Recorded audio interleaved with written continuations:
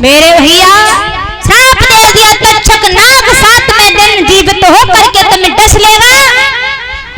और जैसे ये श्राप दिया, इधर परीक्षित वापस घर पर आए तो मुकुट को उतार करके रखा, और जैसे ही रखा तो आत्मा चिल्लाने लगी, पाप पाप।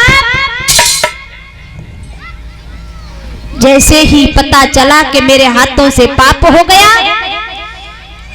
इधर श्रृंगी ऋषि ने श्राप दिया तो नोमस ऋषि को पता चला कि मेरे बेटा ने राजा परीक्षित को श्राप दे दिया।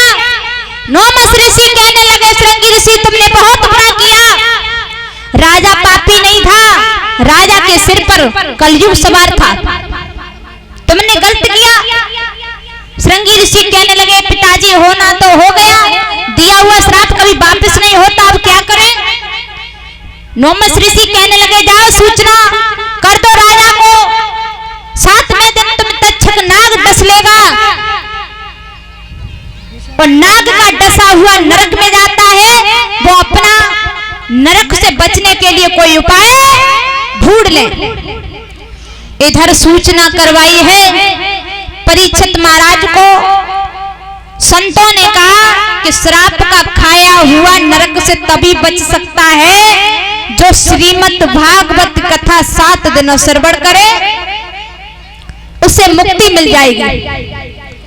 88,000 ऋषि इकट्ठे होकर के हर हर गंगा मैया के किनारे पहुंचे हैं। श्री सुखदेव जी ने परीक्षित महाराज को कथा श्रवण कराई है। परीक्षित जी कथा श्रवण करने लगे हैं। इधर श्री सुखदेव जी कहते हैं, राजन परीक्षित, जब भूतल पर जहां से सृष्टि की रचना हुई है वहीं से स्टार्ट करते हैं, सारी कथा सुनाते हैं, परीक्षित प्रश्न करते हैं तो सुखदेव जी उसका उत्तर देते हैं। इधर एक समय की बात है, भगवान श्री राम सीता की खोज में चले आ रहे थे। रोते हुए लता पता को पूछते हैं कि किसी ने मेरी सिया देखी, किसी ने मेरी सीता देखी। इधर भोले बाबा, मैया पार्वती कुम्मज ऋषि के आश्रम से लौटना हुआ, रास्ते में देखा तो भगवान श्री राम भटक रहे हैं और भोले बाबा ने प्रणाम कर लिया। भोले बाबा ने कहा, प्रभु मेरा प्रणाम स्वीकार हो। मैया कहने लगी, भोले बाबा हम तो तुम्हें देवों के देव महादेव समझते थे और तुम छोटे छोटे बालकन को प्रणाम कर रहे हो, छोटे से बच्चों को हाथ जोड़ रहे हो।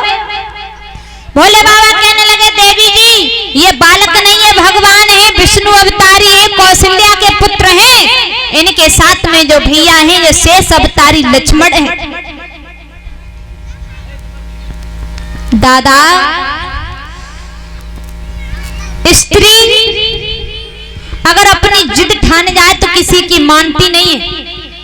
मैया कहने लगी, ऐसे नहीं मानूंगी, पहले तो मैं परीक्षा लेने जाऊंगी।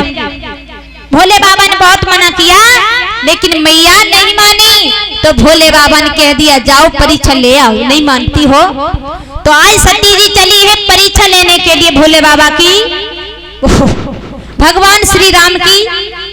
और जैसे ही पहुंची, सीता मैया का रूप बनाया और जाकर के रास्ते में बैठ गई।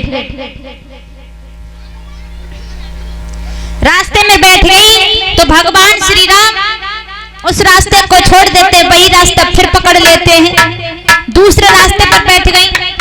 तो प्रभु ने समझ लिया मैया नहीं मानेंगी, ये समझ रही है कि ये वास्तव में कोई साधारण बालक है। भगवान ने कहा, माँ